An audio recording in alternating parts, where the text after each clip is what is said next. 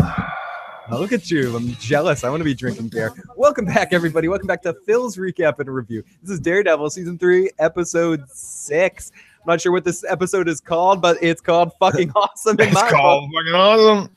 Holy shit. We've talked about this in the last episode with action in it, with a crazy action episode. Does any show on television do action, or does Daredevil do action as well as anybody else? Because when they get into these scenes like this, that could be done. They do it better. This and Punisher do it better than any of the other Marvel Netflix shows. And they do it better than anything else I've seen on like this physical action, this physical fighting. I think what's that show that Taco was doing reviews for? Into the Badlands. Into the Badlands does some really good action, some really good fight sequences. It's underrated with some of the action sequences that right. But the rest of the story and plot lines are kind of shitty in that show. But the action is fantastic. And I love Nick Frost. I think he was a great addition to that show. But anyway, this show does it so much better. The only other show, like I said, and it's a different type of action, and it's more of a military op kind of action and a black op kind of action, is called Strike Back. And they are on a separate level than anything else in that genre of action.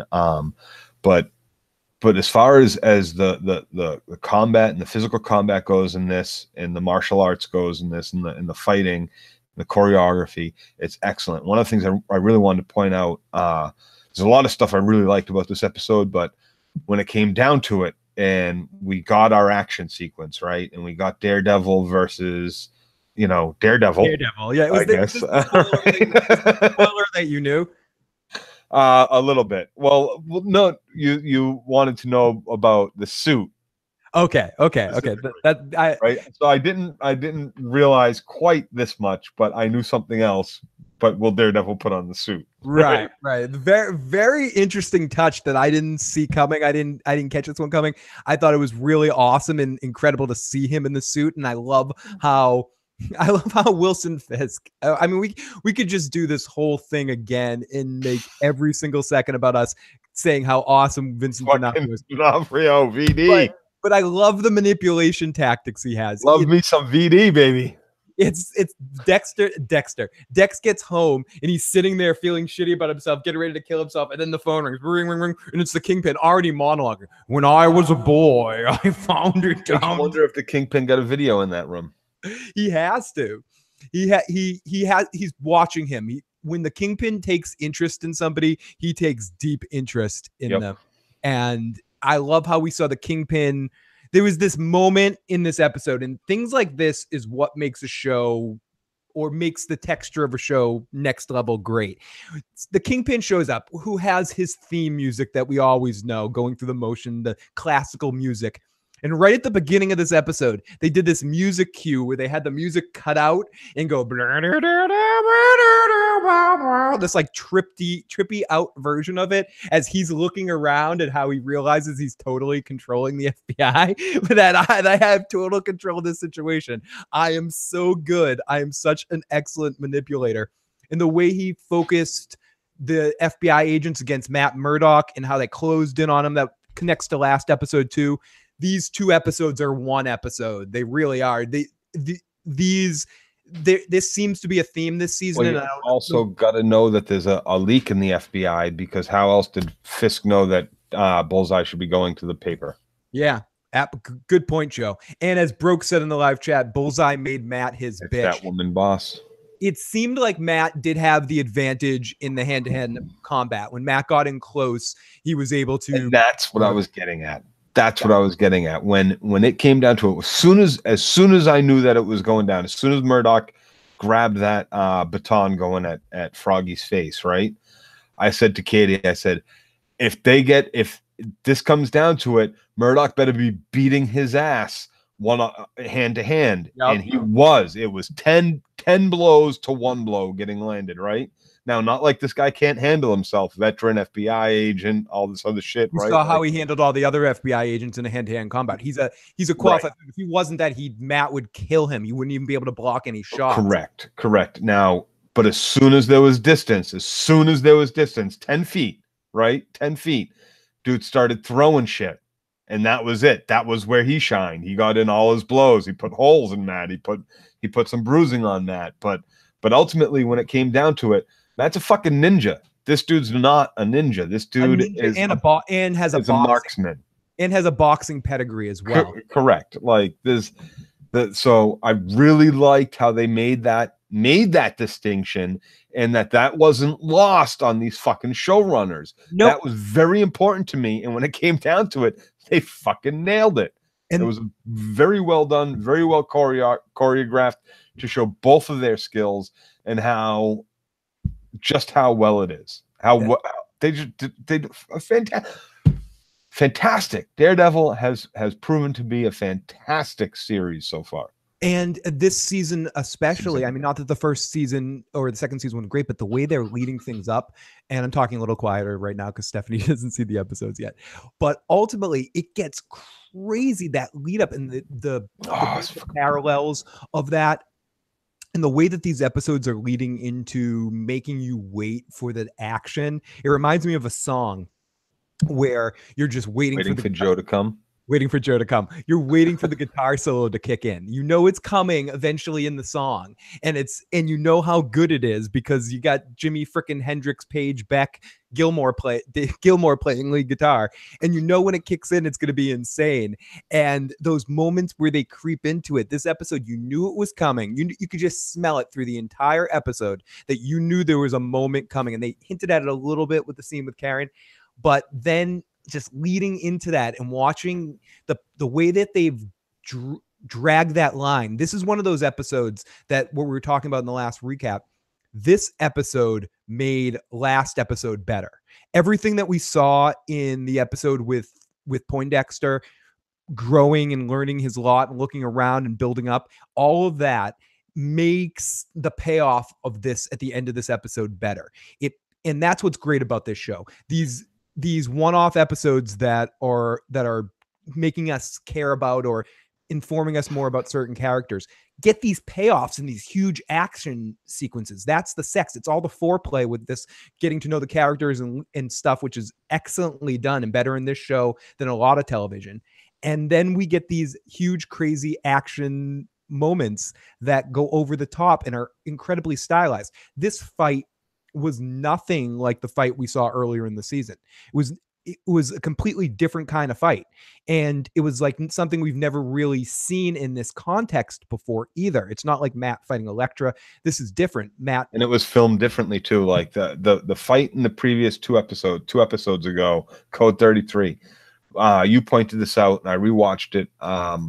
Before we started our last broadcast, you could hear it in the background going, I needed to show Katie that fight.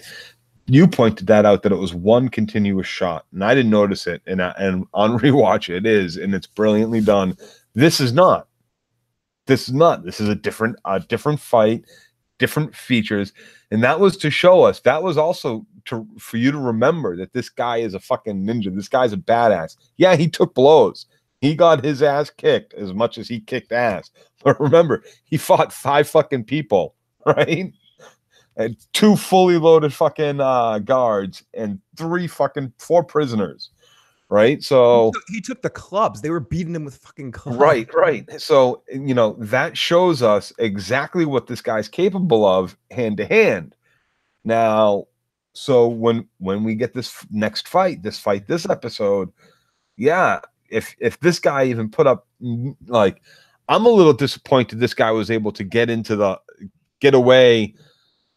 walk away so cleanly, actually, and then to handle those FBI guards again. So yeah, I mean, it's so easily after dealing with Murdock. Smart enough to stay at a distance from Matt once he figured that all out, and he's tackling. And Matt sort of was also on tilt in that situation, wasn't expecting it, where he went in there fighting and prepared. Matt always works better, as example with the first Wilson Fisk fight in season 1. Matt works always better when he's going in and attacking and knows what he's going after. He's got a little bit of a Batman nature to that, where once he understands what some opponent can give him, he knows he can handle all of that. He gets into that crazy Daredevil rage. And those pencils, I love the visually. I love how funny it was, and I love how some of the action this office supplies, pencils, staplers. We were talking about in that other fight how there was a Jackie Chan moment where he kicked out the centerpiece or whatever it was. There was a couple of other moments in this using episode. the environment. It's not just about what you bring with you, it's about what's available to you at the time. Using your environment to your advantage. You don't just hide around a corner. If you don't have a weapon, you pick up a fucking chair, right? Yeah. No. You do what you got to do. You pick up a scissor. You pick up a desk bobble and fucking chuck it. Whatever, you know what I mean? Like anything you need to do to kill the person. Yeah. And like that's one of the things I've always said. Like you hear it a lot growing up. Right, fight dirty, dirty fighter, dirty. I don't understand this concept. Fight dirty, like, so you're allowed to break my nose, you're allowed to punch me in the eye, and you're allowed to, but I can't bite your fucking cheek, bite your fucking neck out like Rick Grimes. Come on, like what the fuck? No, there ain't we're scuffling on the ground, and somehow your fucking testicles end up near my face, dude. Something's getting removed. Something's getting bit. Something's getting removed. You know, like fucking Rocky Mountain Road oysters. There ain't no such thing. Like, and then once somebody's down, you make sure they don't get back up to fucking hurt you again. You'll say, come on, get up. Like, what? No. Get up. Why? So you can hurt me again? No. No, like sure, you stop shy of curb stomping somebody. You know, sure, you stop shy of fucking murdering someone if they're already fucking like subdued enough. You know, depending on the video game in question. You know, you need to break a leg to make sure they don't get up off the ground. You break a leg to make sure they don't get up off the ground. You don't make sure they get. You don't let them get up to hurt you again. You use whatever is at your disposal. You use the fucking scissors. You use the snow globe, the chair. I love how on the desk. That visual with everything with the snow globe was excellently done. Jay says I binged this, so I don't know what to say. And don't say anything yet, Jay. We're gonna do one big podcast at the end of the entire season, after episode 13. So you can save your thoughts for that if you don't want to. I'd rather not read it if I can help it. Claudio says we've never seen Daredevil actually frustrated in a fight. Everywhere he went would get a pencil in the face. Yeah, he definitely at that point something ricochet. Yeah, it was definitely nice. We've seen him lose fights, but not really be as frustrated as a moment. And I love the moment where he caught the pipe and he starts to realize and size up the situation, even though we know he can't exactly see it, but he sees the horns. Yeah. He knew what he was looking at. Yeah, he totally knew. He could hear the horns. It was so awesome, though. It was that moment was classic television moment. It was just, I don't know. I just got all kinds of Froggy running off. Froggy, no, I'm out. I'm gonna leave now. And again, I'm loving Froggy, as you just said, Foggy this season. I'm enjoying his touches to the season, and I actually liked hating on Karen in this episode. I like her speech at the beginning. Yeah, I shot him 7 times because I wanted him to die. And I thought that was my favorite one of her lines. Yeah, but come on, tell me I'm a bad person. Why? I mean, come on, dude. What are you trying to like? That line really ate my fucking asshole out, dude. I was like, what the fuck, dude? Tell me I'm a bad person, dude. No, man. You just finished saying he threatened you, he threatened Matt, he threatened me. He already did all this awful shit, so I shot him and killed him. Tell me I'm a bad person. What? No. What? You just told me all the reasons why it wasn't a bad thing that you murdered this man. But I made sure he was dead.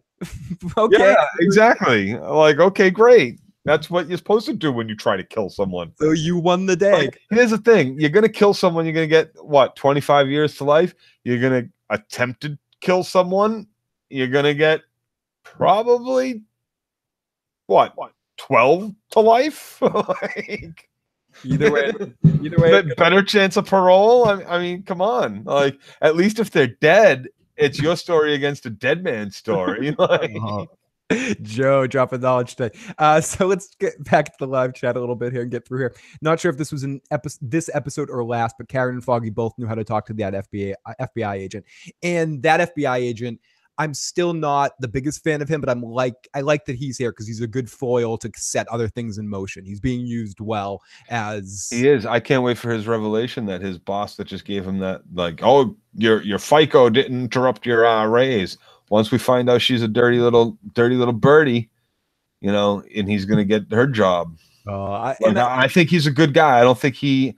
I think his evidence is pointing him to Daredevil. I mean, Daredevil was just beating the shit out of him, right? Why would he think anything different? Why would he think anything different? Especially when Matt Murdock fucking ran away instead of just staying where he was. There was no reason for him to run off. Moron. Was there?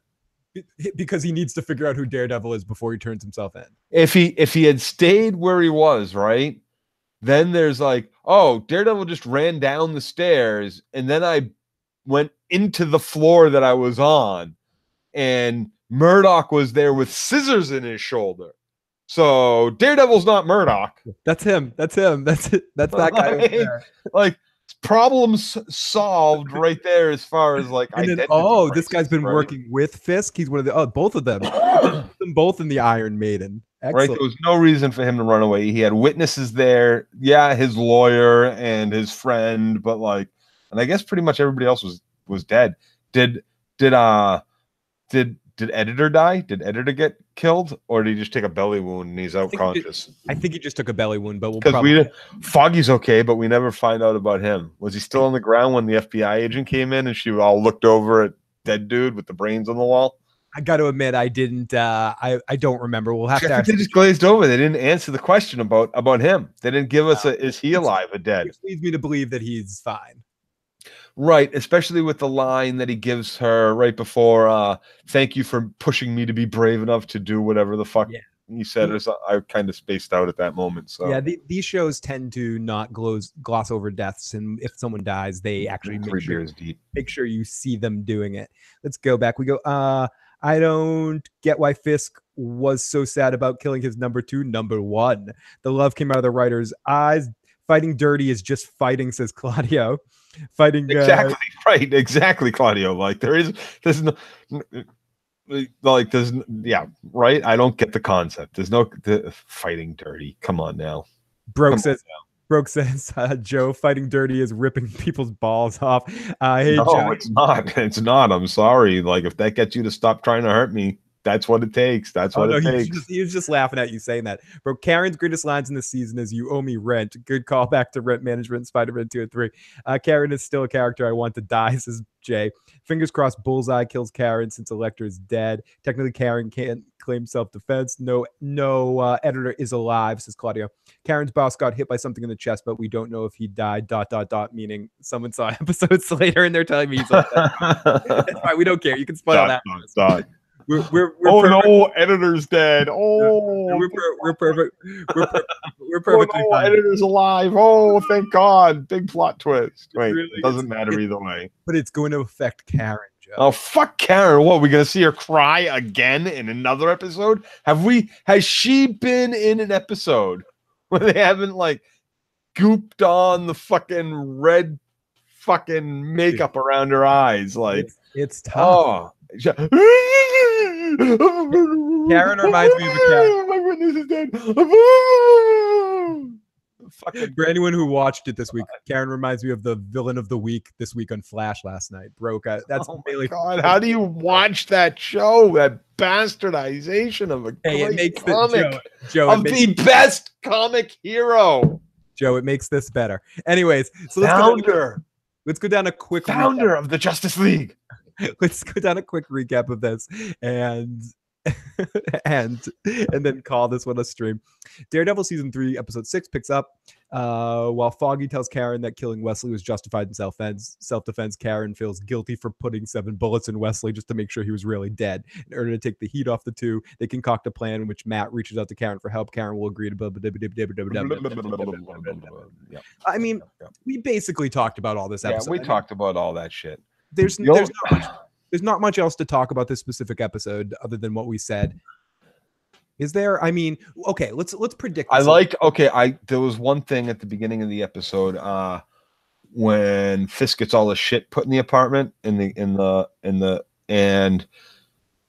Dex wakes up in a sweat, right?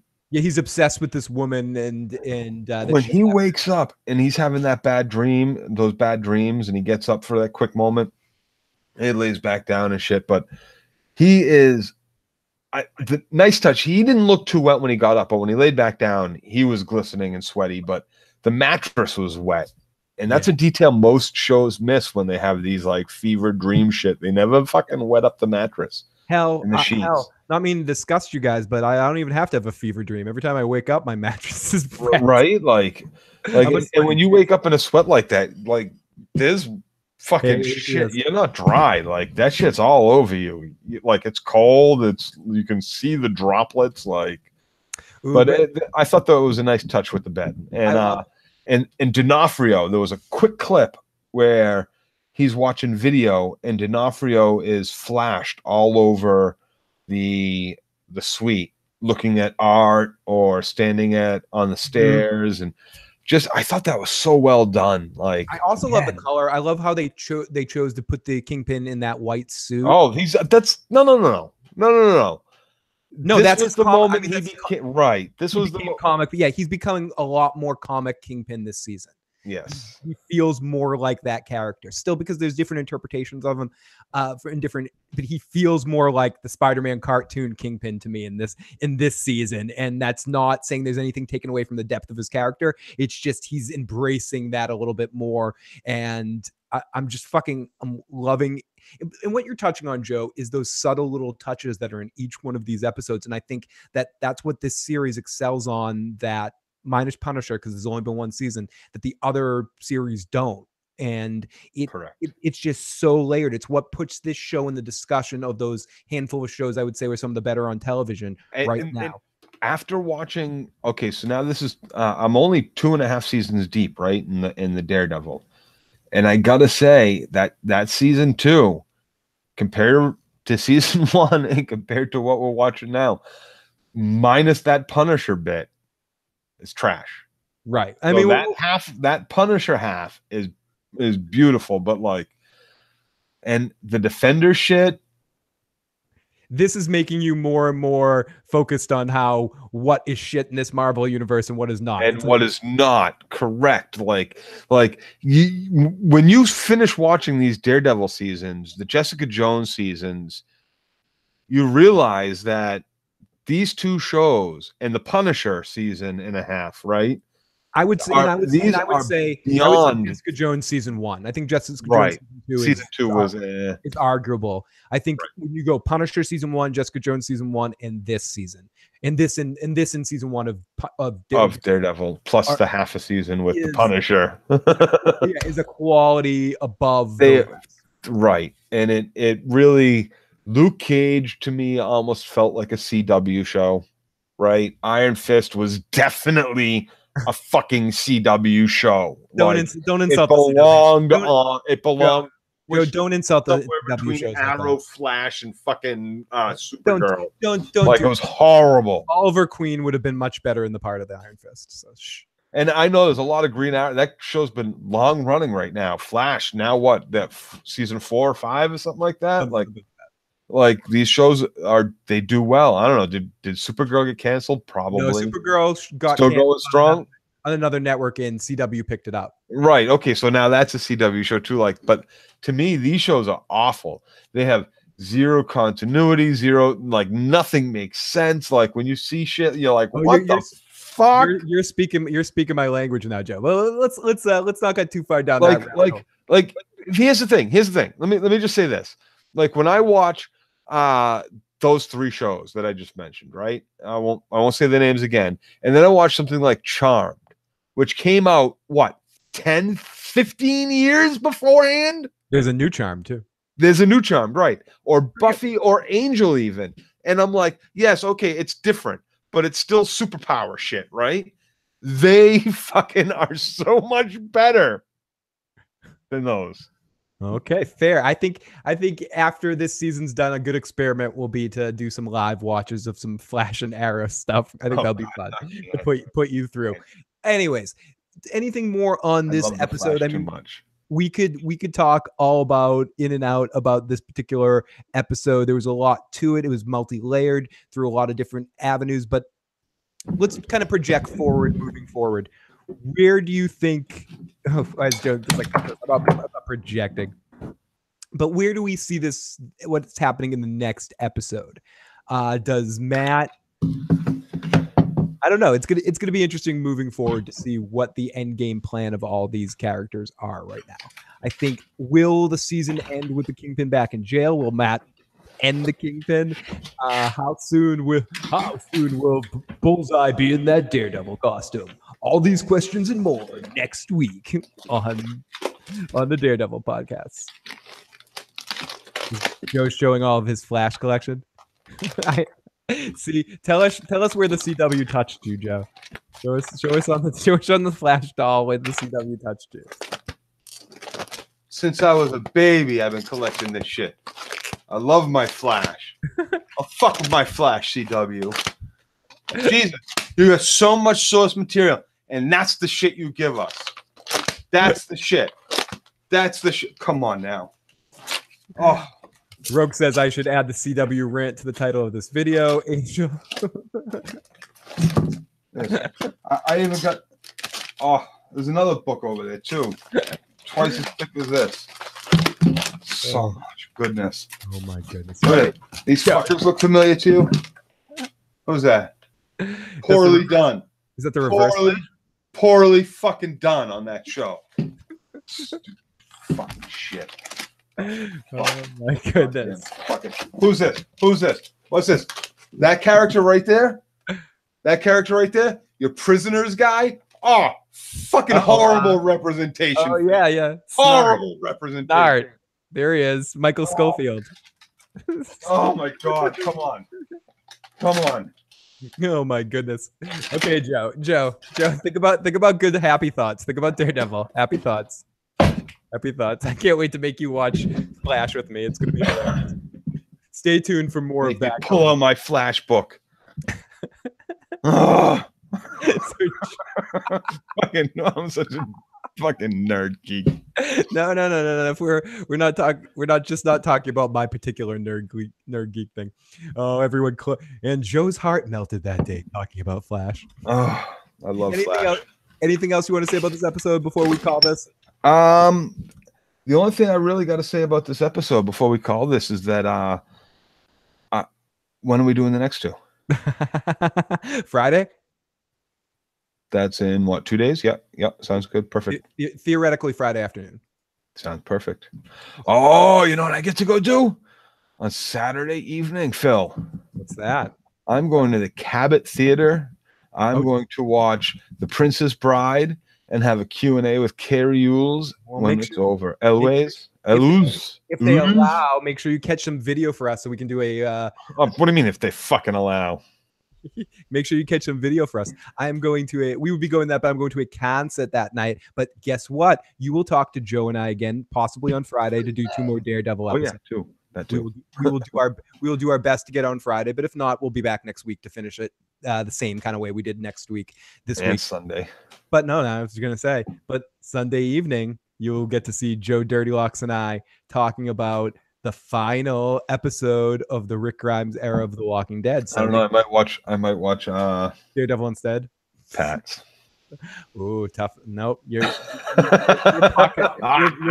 pot committed, Joe. I might be able to fake it, Phil. Hey, maybe. Sit here and go, oh my God, you believe that shit? He pulled himself up off the fucking pole. Oh my God, they just walked by him. Oh my God, he's still alive. What the fuck? They didn't eat him? That's the stupidest fucking dumpster bullshit I've seen since Glenn jumped the fucking shack. Look at. It makes sense. It's like I've seen the episode already. It is. It happened. That's a preview of next week. Rick riding around on his pale white horse like he's a fucking fourth horseman or some bullshit. Come on now. The review's done. Can we watch the Pats on Sunday now? You want to just do like a live stream where we watch the game and we give play-by-play instead? Can we do that? I We'll just use the Walking Dead names instead of the Patriots names. Yeah. And Rick Grimes passes the ball to Shane. to Daryl. Daryl. No, Shane on the other team. Shane's blocking. Oh my goodness. Shane's cock blocking. He's always cock blocking. Anyways, everybody, we'll be back soon. If we're not back tomorrow, we will be back on Sunday to talk about The Walking Dead. If we're not back on Friday, we'll be back on Sunday. Right. Either way, thank you. Strike that, reverse it. Everyone have a happy Halloween. Flip it, smack it, lick it. Upside down. Oh no. You got me on tilt now, Joe. Talk to you guys next time.